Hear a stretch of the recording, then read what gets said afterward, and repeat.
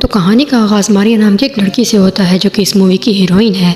मारिया अपने फादर की आखिरी रसूमात अदा कर रही होती है। उसके फादर एक जनरल थे। मारिया के साथ उसकी केयर टेकर भी वहाँ पर मौजूद होती है जो बचपन से उसकी देखभाल कर रही होती है। मारिया के फादर पर एक भारी कर्ज था जिसको चुकाने के लिए उन्होंने अपनी सारी जायदाद बेच दी थी। मारिया के पास अब जायदाद के नाम पर सिर्फ और सिर्फ एक किताब बची थी जो किताब उसकी जायदाद थी। किताब का नाम है the ancient chronicles of moon valley.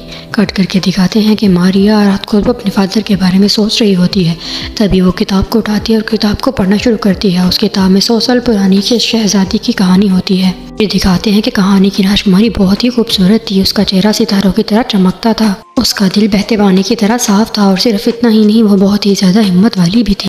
हर कोई उस राजकुमारी से बहुत ही ज़्यादा प्यार करता था। वो इतनी ज़्यादा खूबसूरत थी कि एक दिन मून उससे खुद मिलने आता है और उसे बहुत सी कीमती मोती देकर जाता है। वो डिनर वंश की प्रिंसेस थी, लेकिन उस दिन के बाद से सब उसे मून प्रिंसेस कहकर पुकारने लगते हैं।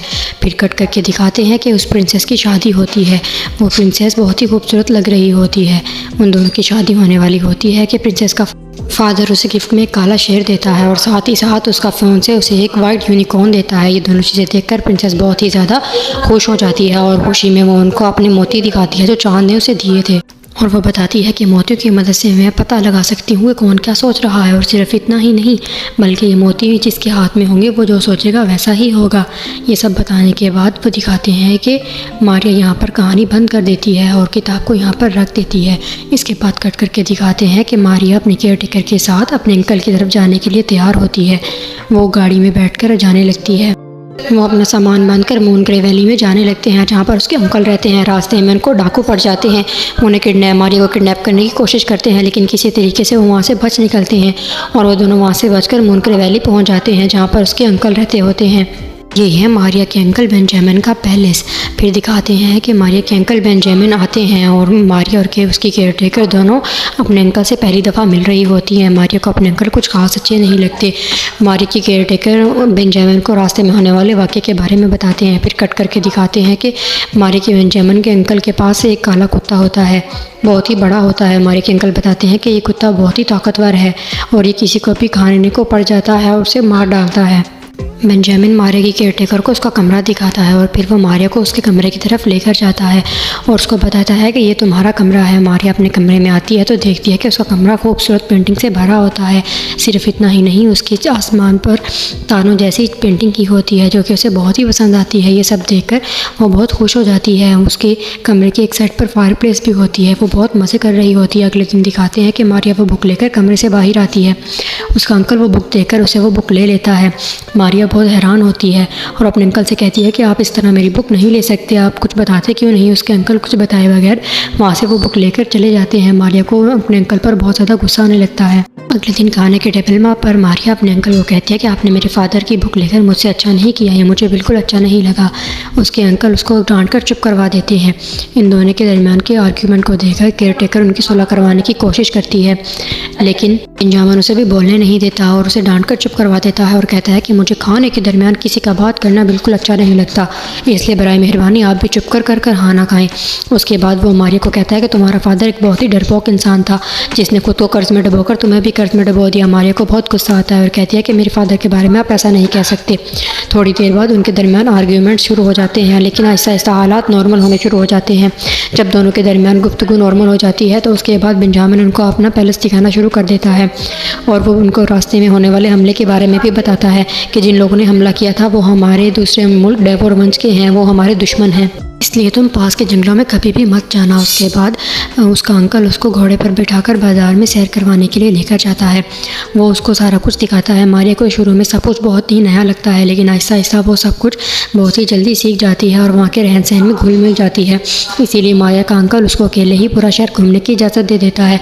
वो भूल जाता है कि उसकी जान को खतरा है।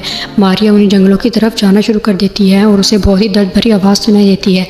वो वहाँ पर जाकर देखती है कि एक पिंजरे में एक बहुत ही प्यारा नन्हा खरगोश कैद किया होता है। वो रैबिट को अपने हाथ में पकड़ने लगती है। तभी एक आदमी उस पर अटैक करता है जो कि डेवोर वंश का आदमी होता है जिसका नाम रॉबिन होता है। इसी इतने में ही उसके अंकल का कुत्ता आकर रॉबिन पर अटैक करता है और उसे वहाँ से भगा देता है। वो लोग वहाँ से भाग जाते हैं। रॉबिन आकर अपने फादर को सारी बातें बताता है और अपने फादर को लेकर वो जंगल की तरफ आता है, लेकिन इतने में मारिया वहाँ से जा चुकी होती है। फिर दिखाते हैं कि मारिया उस खरगोश को अपने साथ अपने कमरे में ले आती है और अपने कमरे में लेकर वो आ जाती है।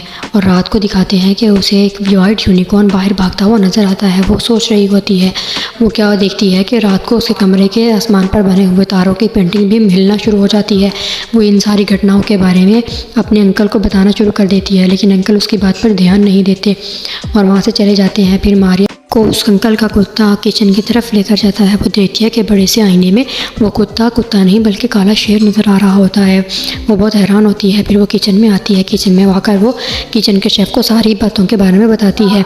वो शेफ़ उसको बताता है कि तुम अगर सब कुछ जानना चाहती हो तो तुम उस किताब को पूरा पढ़ो, फिर ही तुम सब कुछ जान सकोगी। मारिया शेफ़ की मदद से वो किताब ढूंढ लेती है और लाइब्रेरी से वो किताब निकाल कर उस किताब को पढ़ना शुरू करती है। फिर दिखाते हैं कि मून प्रिंसेस की शादी का दिन होता है। उसके मंगेतर और उसका फादर उसे बहुत सारे गिफ्ट देते हैं, लेकिन वो क्या देखती है कि उसका फादर और उसका प्रिंसेस दोनों उस नेकलेस के पीछे आपस में लड़ पड़ते हैं। ये देखकर प्रिंसेस को बहुत ही ज़्यादा दुख होता है और वो प्रिंसेस उनको गुस्से में आकर श्राप देती है कि आज से 5000 साल के अंदर अंदर अगर तुम दोनों के ख़ानदान के लोगों ने एक नेक रूह को ढूंढ कर नहीं लाए और उस नेक रूह ने वो मोती चांद को वापस नहीं किया तो तुम लोगों के नामो निशान ख़त्म हो जाएंगे।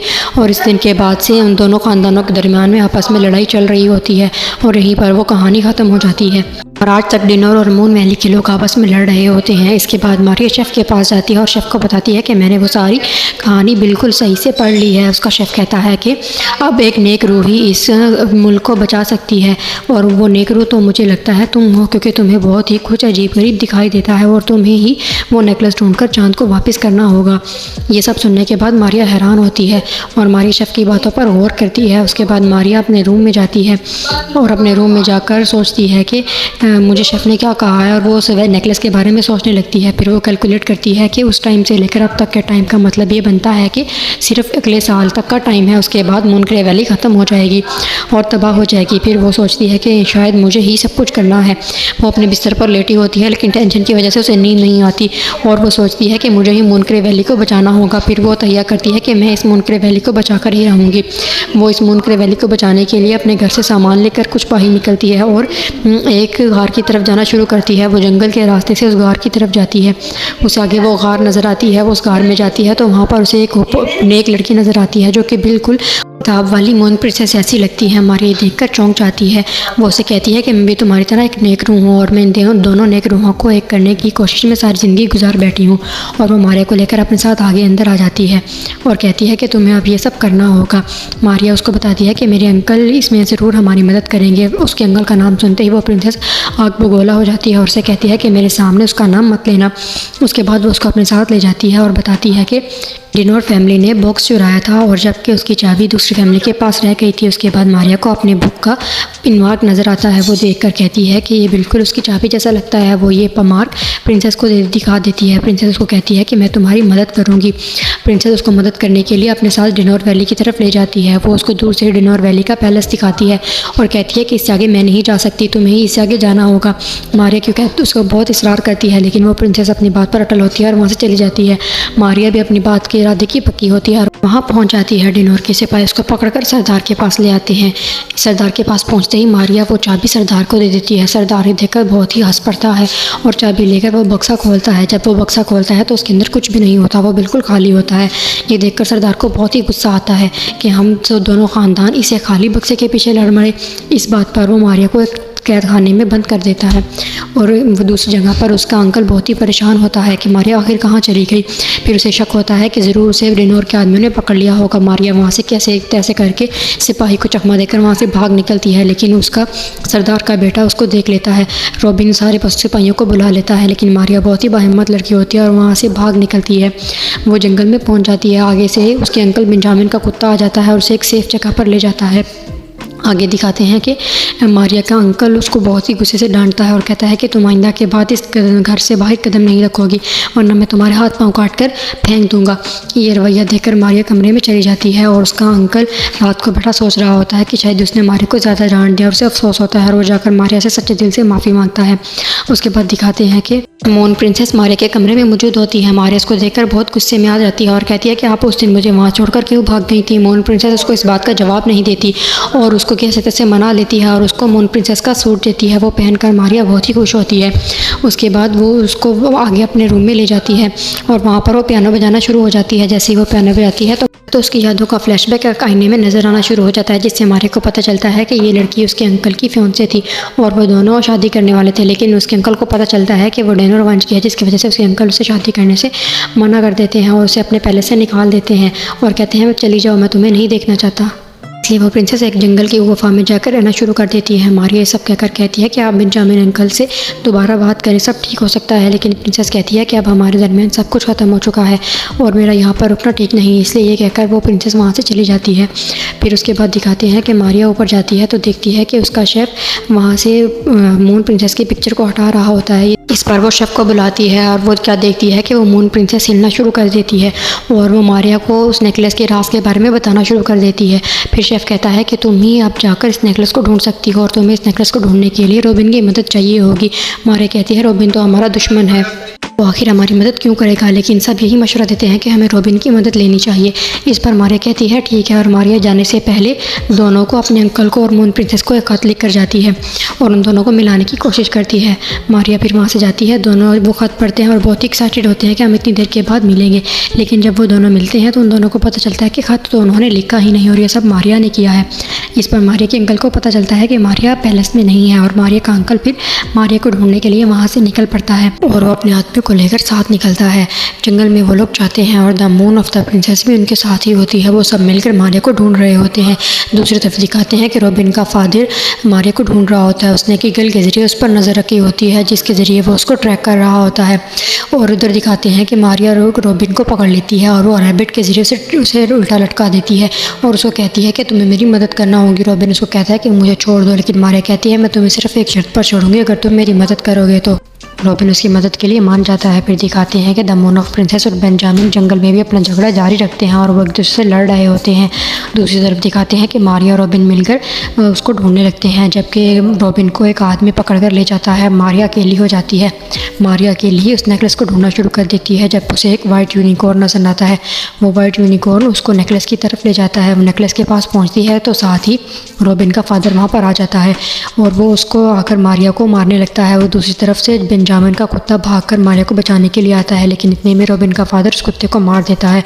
ऊपर से रॉबिन भी आ जाता है। रॉबिन मारिया को अपने फादर से बचाता है और उसको वहाँ से ले जाता है। वो दोनों भागकर एक बड़े सारे दरख्त के नीचे छुप जाते हैं। सब लोग उन्हें चेस कर रहे होते हैं। वो उस दरख्त के नीचे एक बड़ी सारी गुफा होती है, वहाँ पर उन्हें वो नेकलेस भी मिल जाता है। मारिया वो नेकलेस ले लेती है। फिर वो दोनों वाइट यूनिकॉर्न का पीछा करते हुए वहाँ से निकल जाते हैं। वो देखते हैं कि ये दरवाज़ा एक सामने, एक समुंदर के सामने जाके खुलता है। वहाँ पर दोनों ख़ानदानों के लोग पहले से ही जमा होते हैं। वो दोनों ख़ानदानों के लोग आपस में लड़ रहे होते हैं और ये 14वीं की रात होती है और अगर आज रात नेकलेस चाँद को ना दिया गया तो सब कुछ तबाह हो जाएगा और द मून ऑफ वैली टूट जाएगी।